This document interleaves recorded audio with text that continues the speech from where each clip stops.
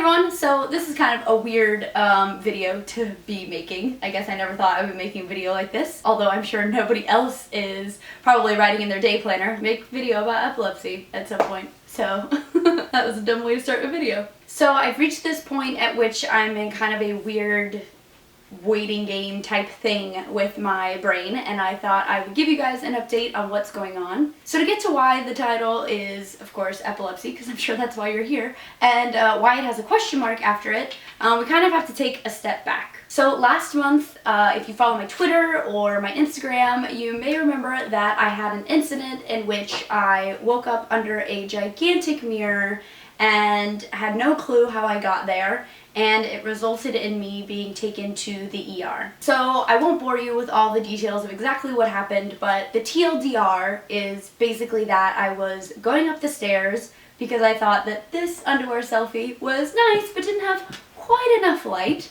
I was almost to the top of the stairs, and then I felt a pain in my leg, and then I felt very strange. I don't really know how to explain how strange I felt. It was sort of like when you get up too fast and you have like that head rush, but times a million. And I knew something was very wrong, and my first and only real coherent thought that I remember having was, well, first when I felt the pain in my leg, before I felt weird, I thought, oh gosh, I hope I didn't pull my groin because I got a 5K to be running.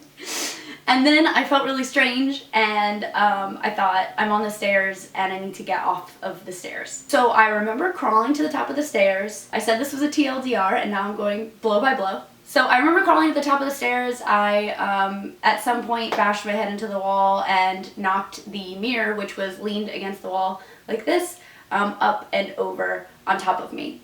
I woke up, I was disoriented, I felt like I'd been hit by a truck. I called Gavin, who was not at home and couldn't speak. I was completely devoid of words. I just kept repeating the first syllable of the words I was trying to say over and over and over again. And then when I couldn't get the words out, I just started crying. So Gavin called an ambulance and they took me to the ER. And when I went to the ER, they took all sorts of blood work. We did an EKG. I have a benign arrhythmia, so I think I did a bunch of EKGs because I have a weird old heartbeat. They tested my blood sugar and my potassium levels and my sodium levels, and they tested me to see if I was anemic. And everything came back perfectly normal. So their response was just a vasovagal syncope. For those of you who aren't up in your medical terminology, vasovagal syncopes are fainting spells. Basically, when someone who is freaked out by blood sees blood and they pass out,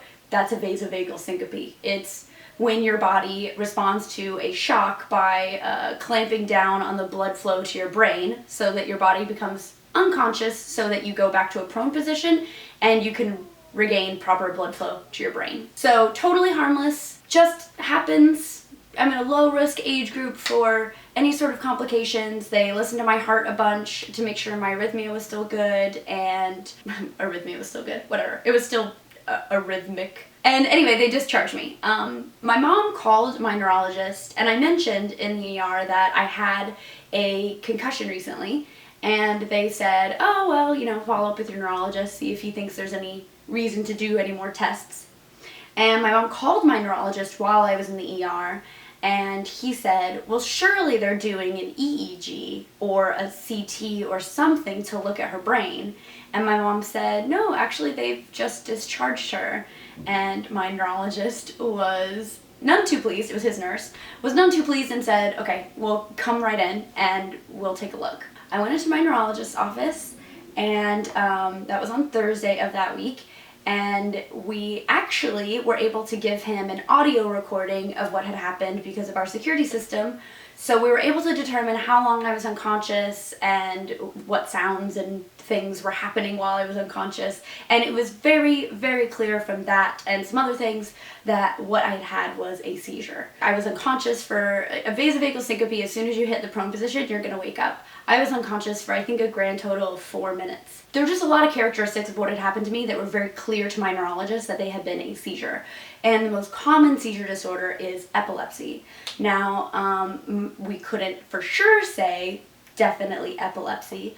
But my neurologist said he felt very confident that that was most likely what we were looking at. So the test that they do to determine what's going on is called an EEG, and that is basically a brainwave test. My neurologist is someone who is very, very adamant that I continue my life regardless of what's going on in a safe and healthy way, and he encouraged me to continue running. I'm someone who has really low blood pressure, so exercise is very important for me to continue to be healthy. So continue running, continue working out, go to Australia.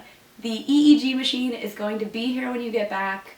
Just go. Here are the things you need to know if you have a seizure. Get travel insurance. Have a seizure buddy who knows what to do. My seizure buddy became Ryan.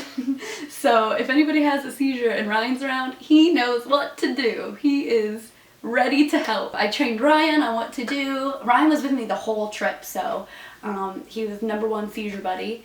And basically he said, like, look, I don't want this to interrupt your life more than it's already going to. I can't drive anymore, so that has been really fun. And he was like, it's already going to be a lot of things that you feel like you can't do, so go to Australia, we'll do the EEG when you get back. So I went to Australia. I was very nervous going to Australia because I'm already a nervous flyer, and now I'm thinking, like, great, I'm going to be the medical emergency on someone's aircraft. And my neurologist gave me all these things to do to try and, like, keep myself from seizing. There's nothing you can do to prevent a seizure, but because I have low blood pressure, eating salty foods keeps my blood pressure up, and being really hydrated is something that can help, since we don't know at this point what's really going on. So I went to RTX. Like I said, Ryan was #1 seizure buddy. He was a big, big help in making me feel comfortable and confident enough to go. I felt like everywhere I went, I was just thinking, like, not now, not now, not now, please not now.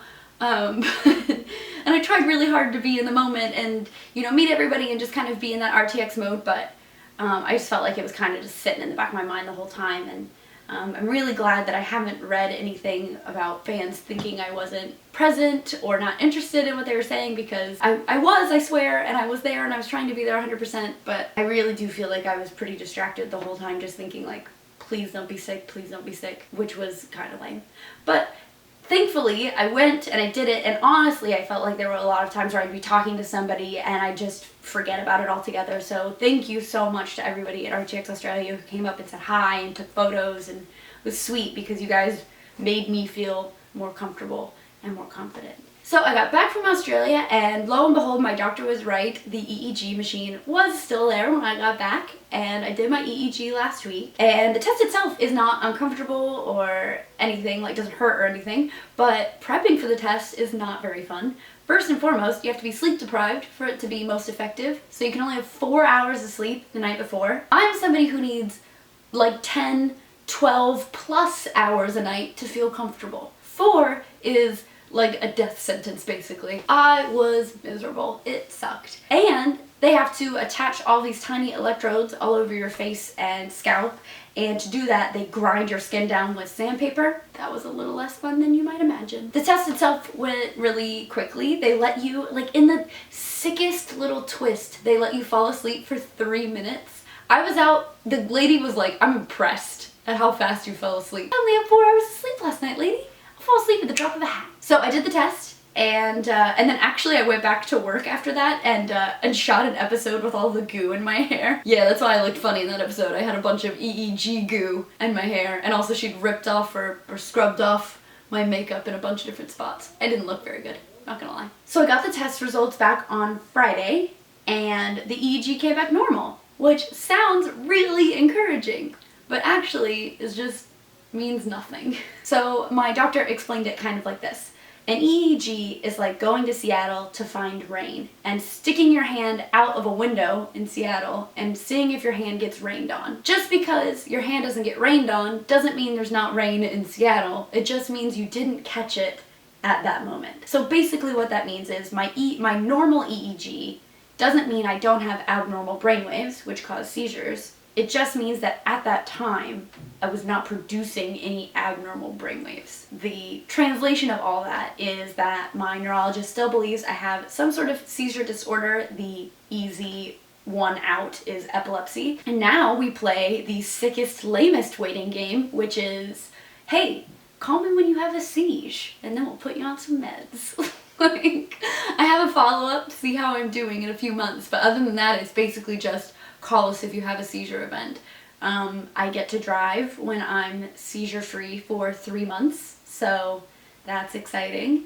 And also terrifying because, you know, I never want to be that person who wakes up behind the wheel of a car and has hurt myself or someone else, so that is not very fun. But I am encouraged in that, A, my neurologist says it's safe, and B, I did have a somewhat amount of warning time before, you know, I had my seizure this time. I certainly had enough time to get up the stairs and then dive headfirst into a mirror.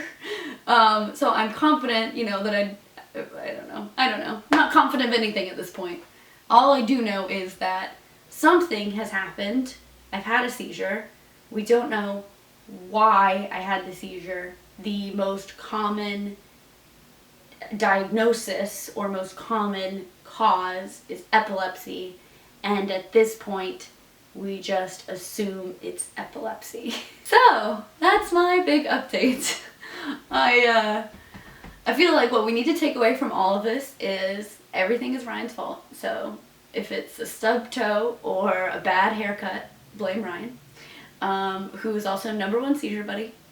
And thank you very, very, very much to everyone who has asked how I'm doing and who is so sweet to me at RTX Australia and who helped me come a little bit out of my shell that I didn't feel so good about at RTX Australia.